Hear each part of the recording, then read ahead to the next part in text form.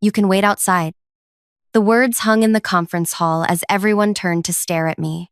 My fingers tightened around my presentation folder, the one containing 6 months of research that had saved the company millions.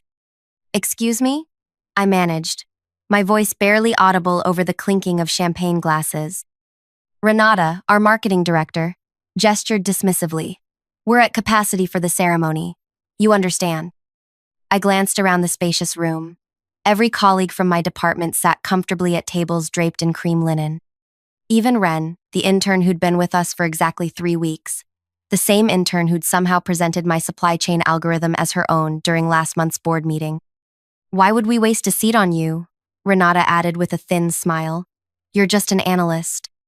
That moment crystallized everything: the missed promotions, the stolen ideas, the endless hours. My gaze shifted to the projection screen announcing the Innovation Excellence Award that should have had my name on it. "I see," I said, calmly opening my laptop. "Check your email." Moments later, as notification sounds echoed through the hall, I walked out, closing the door on their suddenly panicked voices. Before I continue with what happened next, could you take a moment to imagine standing in those shoes? That feeling when years of your work is dismissed while someone else gets the credit? If you've ever been underestimated or overlooked, you'll understand why what I did next changed everything. Stay with me, because this revenge was 3 years in the making, and the ending will show you exactly why patience is more than a virtue. It's a weapon. My name is Brielle Novak, and until that day, I was the senior data analyst at one of the country's fastest-growing logistics companies. I have an eidetic memory and a talent for finding patterns in chaos, skills that made me exceptional at my job but terrible at office politics. I'm the person who speaks directly and works late, who thinks solving problems matters more than who gets credit for solving them. I was wrong. I grew up in a small town where my father ran the local library and my mother taught mathematics. They raised me to believe that merit would always rise to the top, another thing they were wrong about. When I joined the company after completing my dual master's degrees, I believed I'd found my perfect match, a place where innovation and efficiency were supposedly valued above all else. My first year went exactly as I'd hoped. I created an inventory tracking system that reduced errors by 37%. I developed predictive models that helped our clients optimize their shipping routes. I even discovered a critical flaw in our flagship software that could have cost us our biggest client. Each time, I presented my findings through proper channels, following company protocol to the letter. The trouble began during my second year, when Dominic was hired as our new department head. He arrived with a reputation for turning struggling divisions into success stories. What nobody mentioned was his method, taking credit for his team's achievements while deflecting responsibility for failures. The first time it happened, I thought it was a misunderstanding. I'd developed an algorithm that predicted shipping delays based on weather patterns and port congestion. After presenting it to Dominic in a private meeting, I was surprised to find him showcasing it to executive leadership 2 weeks later, with no mention of my contribution. "Great work on the predictive model," I said afterward, thinking perhaps he'd simply forgotten to credit me. Dominic gave me a blank stare. "The conceptual framework was mine. You just helped with some numbers." I was stunned into silence. The entire framework, from conception to execution, had been mine. But as a still new employee, eager to prove myself as a team player, I let it go. That was my first mistake. Over the next several months, a pattern emerged. I would identify a problem, develop a solution, share it with Dominic, and watch as he presented it as his own insight. When I finally gathered the courage to address it with Eliana in Human Resources, her response left me cold. "Do you have documentation that these were exclusively your ideas?" she asked, not looking up from her computer. "I have the original files with my creation dates," I replied. "But did you develop these during work hours using company resources?" "Well, yes, but..." "Then they belong to the company, not to you personally. Dominic is your supervisor. If he presents departmental achievements to leadership, that's appropriate chain of command." I left her office understanding the unwritten rules. Ideas flowed upward, credit rarely flowed down. I might have continued in this frustrating but tolerable situation if not for what happened 6 months ago. After noticing inefficiencies in our cross-continental shipping routes, I spent weekends developing a comprehensive solution, a new logistics framework that would revolutionize our entire approach. The potential savings for our clients were enormous: 27% reduction in costs, 42% improvement in delivery times. I prepared a detailed presentation, practicing late into the night before the quarterly strategy meeting. But when I arrived, Dominic intercepted me at the door. "Leadership has a tight agenda today. We need to streamline," he said. "Give me your materials. I'll incorporate the key points into my overview." Reluctantly, I handed over my presentation folder. I sat through the 3-hour meeting, waiting for my portion, only to watch Dominic rush through a 2-minute summary that missed all the crucial innovations. The initiative was shelved for further review. 2 weeks later, Ren joined our team as an intern. Ivy League educated and the niece of our company's CEO, she was immediately included in meetings I had been excluded from. 3 weeks after that, she presented her new logistics framework to the executive team, my framework, with superficial changes and a new name. The initiative was immediately greenlit. Ren received a permanent position and became the rising star of our department. When I approached Dominic, his response was brutal in its casualness. "Ren's approach incorporated senior leadership priorities that your version lacked. This is business, Brielle. Results matter more than who came up with what first." That night, I sat in my apartment surrounded by 3 years of work, innovations that had made millions for the company while my salary remained stagnant and my career stalled. Something shifted inside me. If results mattered more than people, I would show them exactly what that philosophy would cost them. I began working on a new project, one I never mentioned at the office, never accessed on company devices, and never developed during business hours. I enhanced my original logistics framework, identifying weaknesses and incorporating solutions that would make the version they'd stolen look primitive by comparison. But this was just the beginning. I started cataloging every instance where my work had been appropriated, creating a detailed record with timestamps, original files, and witness accounts from colleagues who had seen the pattern but remained silent. I scheduled coffee meetings with former employees who had left under similar circumstances, gathering perspectives and building connections. I discovered I wasn't alone. Tamsin from product development had left after her patent-worthy innovation was claimed by her manager. Leo from client relations resigned when his strategy for retaining our largest account was presented by the VP without attribution. Each conversation revealed a company culture that systematically exploited its most innovative employees while rewarding those who excelled at internal politics. More importantly, these conversations built me a network of talented, undervalued professionals who recognized the same toxic patterns.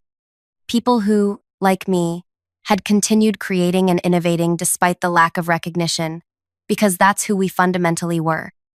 3 months before the award ceremony, I approached Gail Iverson, a venture capitalist known for funding startups that disrupted established industries. I presented my enhanced logistics framework along with a comprehensive business plan. "This could transform the entire sector," she said after reviewing my materials. "But why leave a secure position to start from scratch? Competition in this space is brutal." "Because I'm not starting from scratch," I replied, revealing my second presentation. Profiles of 7 industry veterans, including Tamsin and Leo, who had committed to joining my venture if it secured funding. Gail's expression changed. "Now that's interesting. And your former employer?" "Will likely continue taking credit for innovations they didn't create until they realize those innovations have stopped coming." 2 weeks later, I had a funding commitment. 1 month after that, I had office space leased under a holding company name and legal agreements with my future team members. I secured preliminary patents for my enhanced framework and reached out to clients who had expressed frustration with my current employer's inflexibility. Through careful networking, I identified 5 major clients who were considering moving their business elsewhere.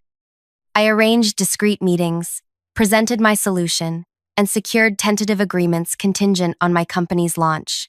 Everything was in place. I just needed the right moment to make my move. The quarterly award ceremony provided the perfect opportunity. After learning that Ren would be receiving the Innovation Excellence Award for her logistics framework, I prepared my final act. I drafted resignation letters for myself and my 7 colleagues, finalized client transfer agreements, and prepared a press release announcing our new venture. That morning, I dressed with particular care, selecting a deep blue dress that projected confidence without ostentation. I arrived early, clutching my presentation folder, not because I expected to present, but because I wanted them to see me holding it one last time. I stood at the entrance of the grand conference hall, watching as colleagues filed in and found their assigned seats. I saw Dominic guiding Ren to a prime position near the executive table. I noticed Renata, the marketing director who had always treated operations staff as beneath her notice, checking the seating arrangements. When she spotted me, her expression shifted from surprise to irritation. That's when she spoke those words. "You can wait outside." As I stood there, absorbing the casual cruelty of her dismissal and Ren's smirking face, 3 years of accumulated slights crystallized into perfect clarity. I knew exactly what I needed to do. The moment I sent that email, containing our resignation letters, client transfer notifications, patent applications, and the press release scheduled for the following morning, I felt a weight lift from my shoulders. As notification sounds chimed throughout the room, I walked away without looking back. I had only reached the parking garage when my phone began ringing. The CEO's name flashed on my screen. I declined the call. Then came texts from Dominic. Then Eliana from HR. I ignored them all. If you're still with me, thank you for your patience. The journey I've shared so far is one many of you might recognize. The frustration of having your contributions overlooked, your ideas stolen, your potential dismissed. If this resonates with you, please take a moment to like this video and subscribe to hear stories of others who found their power in unexpected ways. Because what happened next wasn't just about revenge, it was about reclaiming what was rightfully mine while creating something even better. As I walked to my car, I felt my phone vibrating continuously in my pocket. I finally pulled it out to see 7 missed calls from the CEO, 3 from Dominic, and a flurry of increasingly desperate text messages. The most revealing came from Renata. "Whatever they're offering you, we'll double it. Come back inside now." That's when I knew they'd finally read what I sent. Comprehensive documentation of how my stolen algorithm had been fundamental to the company's recent success, along with proof that their version, the one they'd given Ren credit for, was merely a shadow of my complete innovation. I was unlocking my car when I heard rapid footsteps behind me. I turned to find Vincent, our vice president, breathing heavily after chasing me down 3 flights of stairs. "Brielle, wait," he gasped, his usually impeccable appearance now disheveled. "You can't just leave like this. The company needs you." I regarded him quietly. Interesting. An hour ago, I wasn't even worth a seat at the ceremony. "That was a misunderstanding," he said, straightening his tie. "A clerical error." Was it also a clerical error when my name was removed from the quarterly reports? Or when Ren presented my work as her own? Or when I was passed over for promotion 3 times while watching others advance using my innovations? Vincent's expression tightened. Business is complicated. Individual contributions often get absorbed into larger initiatives. "Yes, I've noticed whose contributions get absorbed and whose get celebrated," I replied. "But that's no longer my concern. The clients you've contacted are bound by exclusivity agreements. They can't simply switch to your startup." I smiled for the first time that day. "You might want to review those agreements again. The language restricts them from working with your competitors." But since my solution operates on an entirely different framework, one I developed independently, on my own time, it creates a new category. Your legal team confirmed this when they reviewed the original concept 6 months ago and determined it wasn't worth pursuing. Vincent's face paled. "What do you want, a promotion? Equity? Name it." What I wanted was recognition for my work, respect for my contributions, a seat at the table I helped build. I opened my car door. "But you've shown me something more valuable, that I don't need your table. I can build my own." As I drove away, I watched in my rearview mirror as more company executives poured into the parking garage, their award ceremony completely forgotten. My phone continued buzzing with notifications. I pulled over briefly to silence it. but not before seeing a message from Tamsin. "It's done. We're all out. Meeting you at the new office." The new office was a converted industrial space I'd leased under a holding company name 3 weeks earlier. When I arrived, my team was already there. Tamsin, Leo, and 5 other colleagues who had suffered similar experiences at our former employer. Each had submitted their resignations simultaneously with mine, creating a talent exodus the company couldn't possibly recover from quickly. "Did they try to stop you?"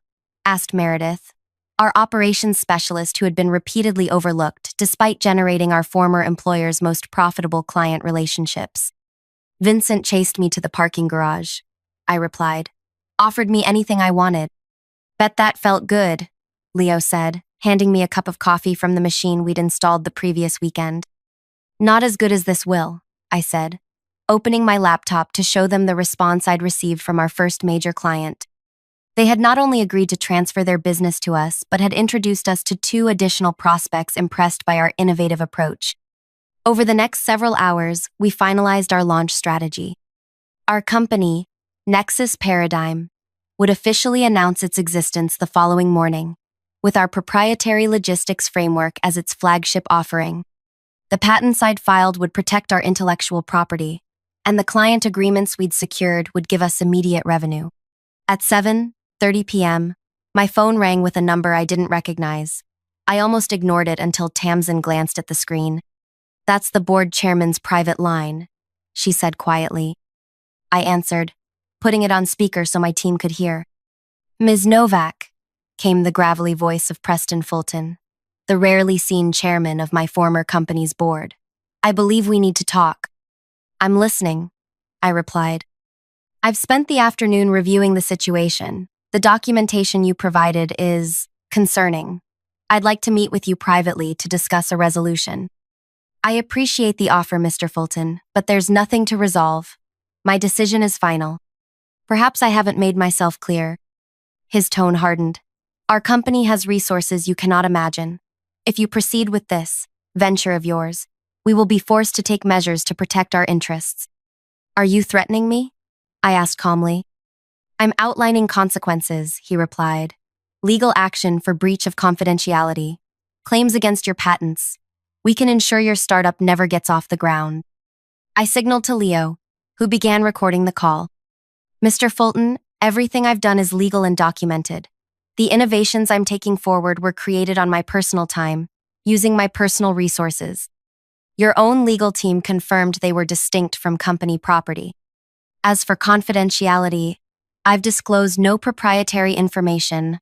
I've simply informed clients that I'm starting a new business and invited them to consider our services." "Clients who are contractually obligated to us," he countered. "Clients whose contracts include performance clauses that you've repeatedly failed to meet." I didn't need to persuade them to leave. I simply offered them a better option when they were already looking elsewhere. The line went silent for a moment. "What would it take to bring you back?" he finally asked, his voice noticeably softer. "Name your terms." I looked around at my team, talented professionals who had been undervalued, overlooked, and exploited. People who had trusted me enough to take this leap together. "There are no terms, Mr. Fulton. This isn't a negotiation tactic. It's a new beginning."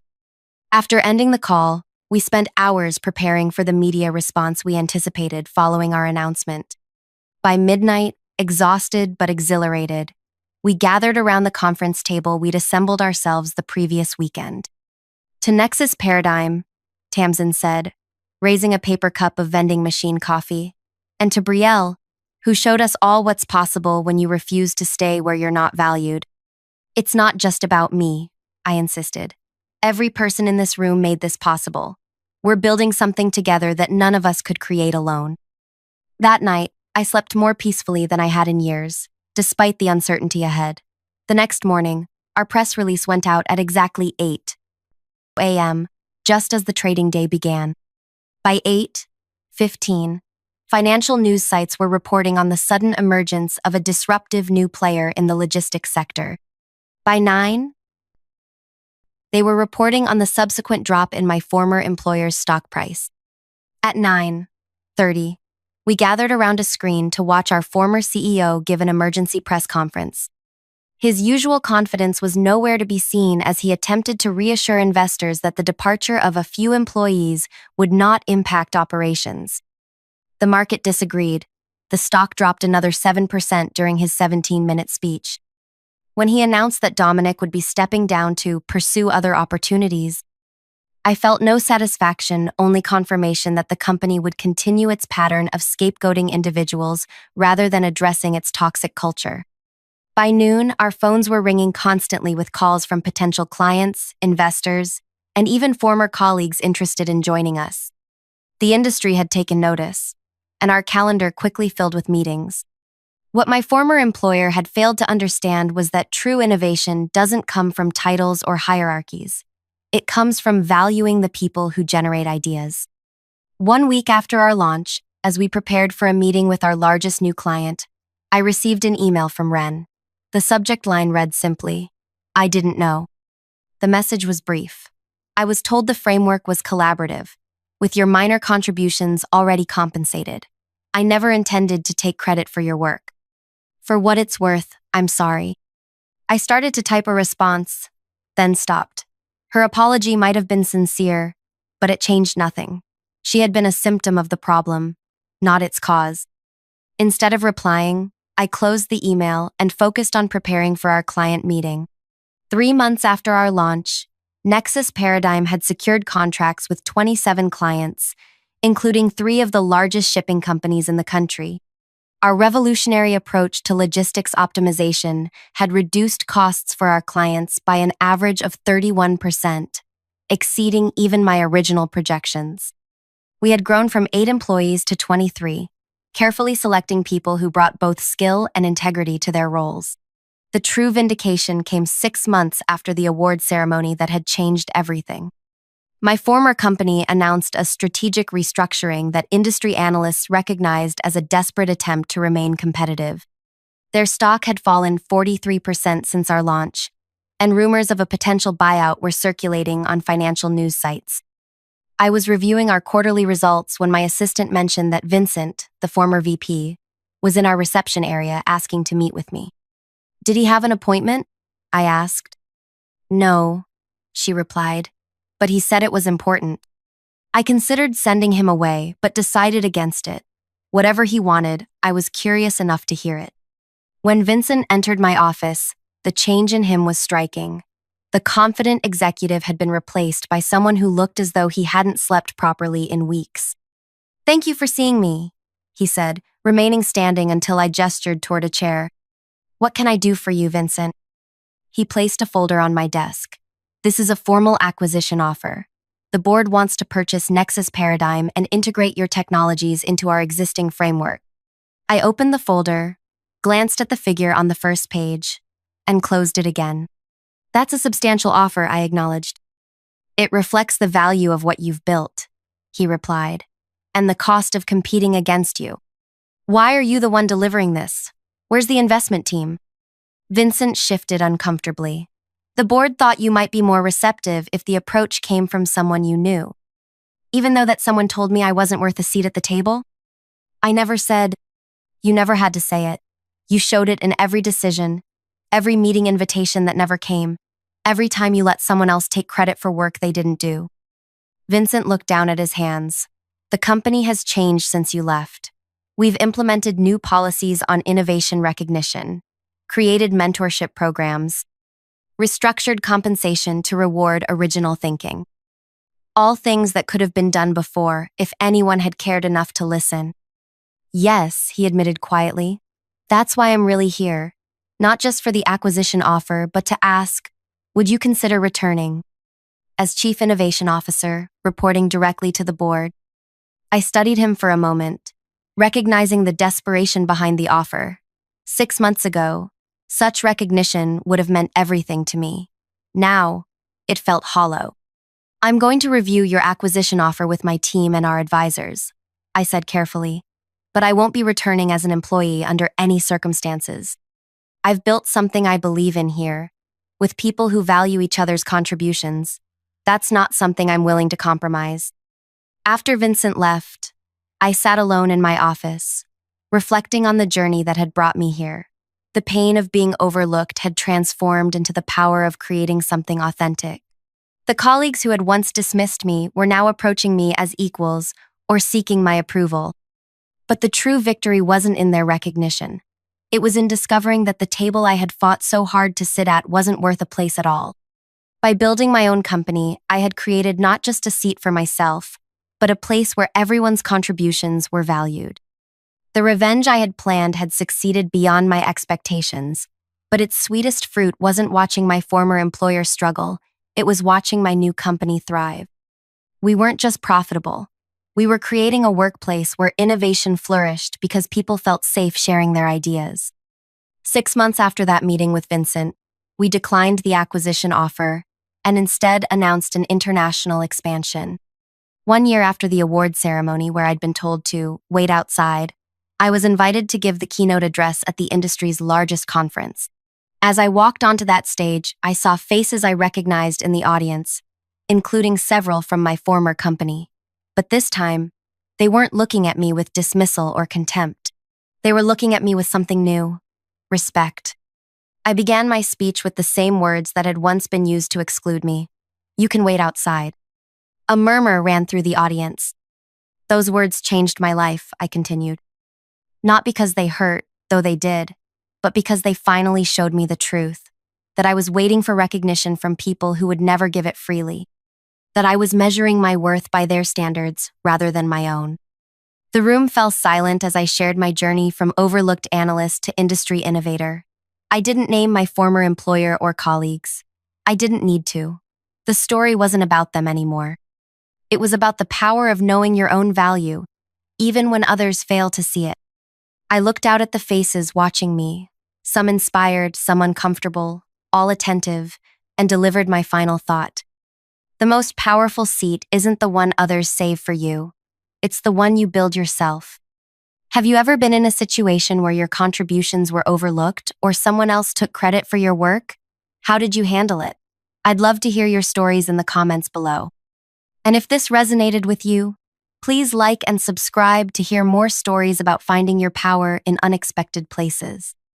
Remember, sometimes being excluded from one table is the push you need to build something better, something that's entirely yours.